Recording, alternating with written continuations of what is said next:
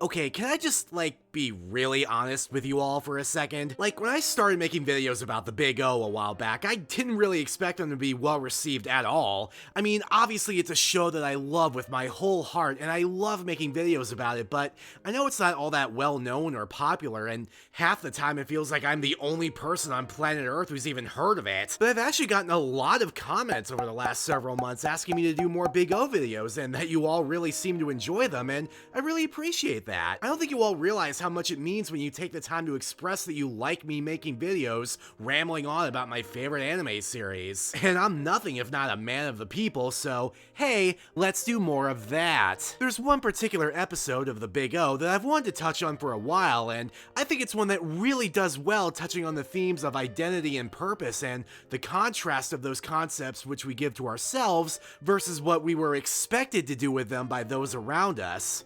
Namely Act 6, A Legacy of Amadeus. And while it is technically kind of a filler episode, as it doesn't really have anything to do with the overarching mysteries of Paradigm City, A Legacy of Amadeus still touches on many of the themes that make up the emotional and philosophical core of this show, and does so in ways that really resonated with me as a kid, and even more so now. So, just in case you either haven't watched The Big O, or specifically haven't watched A Legacy of Amadeus yet, big time heckin' spoilers ahead! How do you overcome the quantum entanglement problem?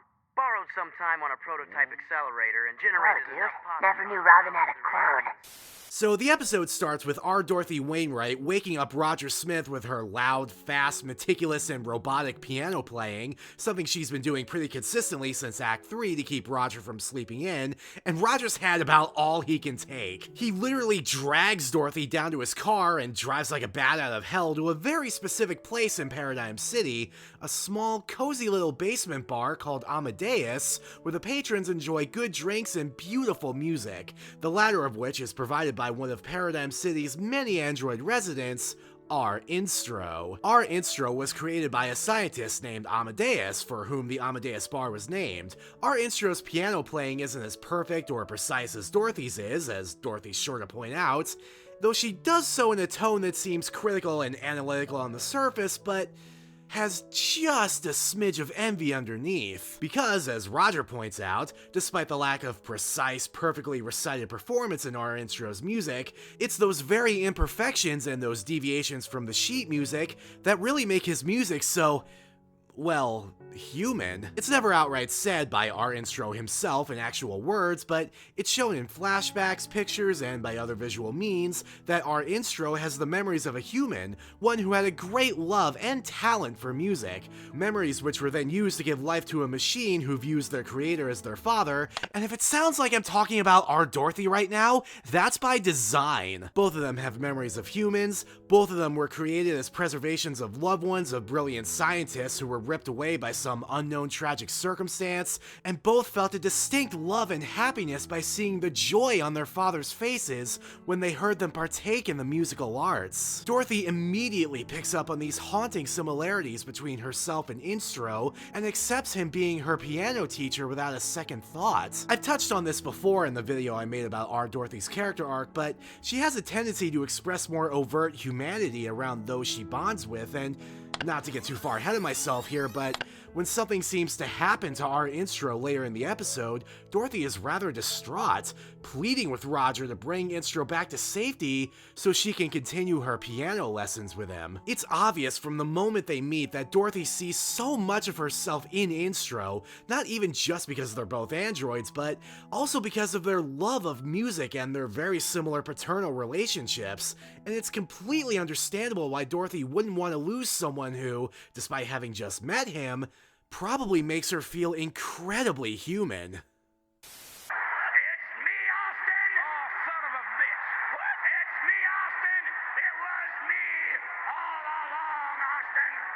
We cut to sometime later where Roger is sitting in on Instro overseeing Dorothy playing the piano when the three are interrupted by the entrance of a man who's so obviously the antagonist of this episode that he may as well be standing under a big neon sign that says, "This is the villain," a mysterious man known as Gisang. Gisang enters the bar and asks our Instro whether he's reconsidered fulfilling his late father's legacy, promising to come back some other time, and Roger immediately suspects that, yeah, something's probably not right about this guy. Blatantly obvious villain aside though, this scene does establish something that's going to become very important later on. Legacy. The apparent wishes and unfulfilled dreams of Instro's father and creator, Amadeus, and whether Instro himself wished to complete what his father had started. Roger then goes to visit Dan Doston of the military police, trying to find out more about Gisang, and discovering that Gisang, much like Amadeus, was not only a scientist, but also Amadeus's research partner. Supposedly, the two of them had been experimenting with phonosonic waves, experiments that were bankrolled by the Paradigm Corporation, and after Amadeus died in what was officially ruled an accident, Paradigm cut off the funding. Roger and Dorothy then return to the Amadeus bar, but for some reason it's closed, leading to honestly one of my favorite little encapsulations of Roger and Dorothy's dynamic. Roger is ready to use his special multi-tool to pick the lock like he's done before. You know, a nice, simple, elegant way to break in like a professional, only for Dorothy to nonchalantly step forward and just shove the door down, much to Roger's annoyance. Yeah, no, it's not really important for the episode at all, but I just wanted to highlight it because it's such a nice little moment to show how Dorothy likes to rattle Roger's cage, and just to contrast how each of the main characters will approach the same problem. Anyway, the two discover that our Instro is missing, as is a large chunk of Instro's piano, caused by some sort of suspiciously circular blast. The two then race to a house that served as Amadeus's old research lab, finding it broken down and nearly destroyed. Before too long, the ground begins to shake, leading to the reveal of a Megadeus known as Constans, and to Roger's horror, its pilot is none other than our Instro.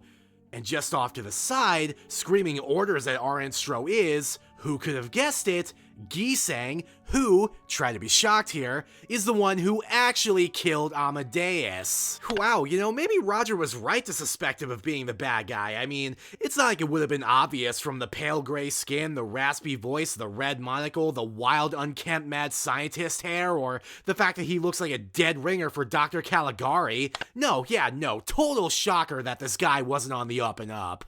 It's time for you to look inward and begin asking yourself the big questions. Who are you? And what do you want? Okay, but all jokes aside here, I'm not exactly complaining that the villain was really obvious here, because ultimately, Gisang is simply there as a catalyst for the core of the episode. The fact that Amadeus had apparently built a giant robot with the intention of destroying the Paradigm Corporation, for which our Instro was merely an activation device. Coming to this apparent conclusion devastates our Instro, who declares he was never a pianist, in a way that absolutely sounds less like he's trying to convince Roger and more like he's trying to convince himself. Despite this, Roger pleads with Instro to realize that, if Instro was really nothing more than a tool for destruction, he wouldn't have been made with the ability to do so much more than that. The ability to play music, to captivate people with his talent and passion in a way that makes him undeniably human. An idea that causes a great deal of conflict in Instro's mind. And this is where the episode really shines a light on the idea of someone who has a passion and talent for something creative, something meaningful to them, and the grim reality that those people will often put that passion aside to fulfill the wishes of their loved ones, even at their own expense. Because the idea of not doing that, the idea of straying from what your family wants in order to chase what makes you happy, would be seen as failure and a betrayal of your life's purpose. So it makes perfect sense that our Instro would allow himself to be used as an activation device for Constans, despite how much giving up his music has to be killing him inside, and despite just how holy shit you should not trust this man Gisang is, because he still feels such a connection and an obligation to his father that he was willing to do whatever it took to fulfill his father's legacy, because somehow, even in death, that would make his father proud of him. And not to pat myself on the back here, but as someone who spent much of his childhood being on the honor roll in school and being told that he was smart and creative and that he was going to do something great with those talents someday, only to, stray pretty far from those expectations, to put it mildly, this episode kinda hurt. It's your life, Tara. Your choice. It's never too late to change. Sorry, Beast Boy, for everything I've done.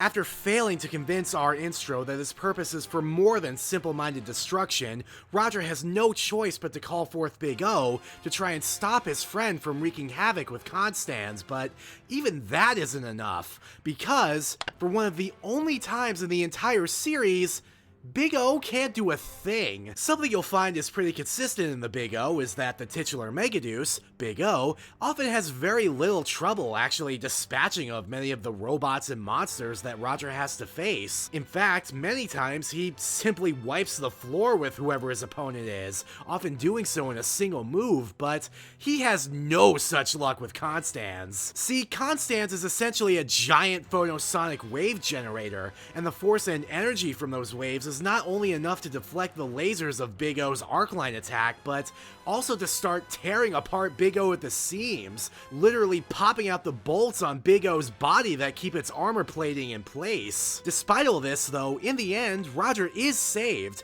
not by discovering some secret new function or power of Big O, but rather by Dorothy and the power of music. In the midst of all of this chaos, Dorothy had started to play a very familiar melody on Amadeus' old piano, a sound that struck a chord within Instro, distracting him just long enough for Big O to regroup and destroy Constance's arms with a missile party attack. Instro relents, surrendering to Roger and declaring that he's grateful for him destroying Constance, and that he's horrified at the idea that his father's legacy was a weapon, and that Instro himself was the key to activate it. And in a moment of tragic self-destruction, Instro tears out his arms from Constance's control panel, ripping off his own hands in the process, declaring he would never play the piano again, undoubtedly racked with guilt and shame over his role in what would have been a great deal of destruction and death. However, Dorothy arrives on the scene to give Instro his bow tie back,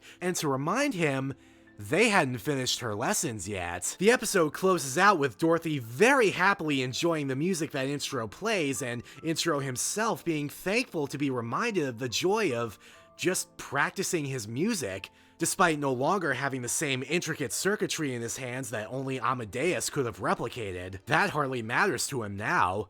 What's really important to our Instro now is something that made both his father and himself very happy: playing the piano. Honestly, I love that it was Dorothy who ultimately brought Instro to his senses and reminded him of his true passions, because in the end, the two of them are really kind of in the same bittersweet boat. Both created as a replacement for someone their fathers lost, both capable of wonderful art, but relegated by their design to power weapons of destruction, despite wanting to be so much more. And really, I think that just magnifies a greater issue with pretty much everyone in Paradigm City. They're all just playing the roles that they were assigned, going along with the vague, somewhat coherent script left behind in a post-cataclysmic world. But our Dorothy and our Instro are both fantastic examples of what happens when someone chooses to define their own role in life, to deviate from what they were supposed to do with their existence, and find their own meaning in the pursuit of their own happiness. Which is certainly a better ending than Gisang got, considering he was crushed by one of Constance's wayward arms, but hey, someone had to play the role of the disposable villain of the week, right? So, what do you think? Do you think A Legacy of Amadeus did a good job exploring the themes that it tackled? What'd you think of our Instro's story arc? Let me know in the comments below. Give this video a like if you liked it, subscribe for more videos like this in the future, share this on your favorite social medias, and ring the bell so you always get notified when I upload. Thanks for watching. See you in the next video, friendos.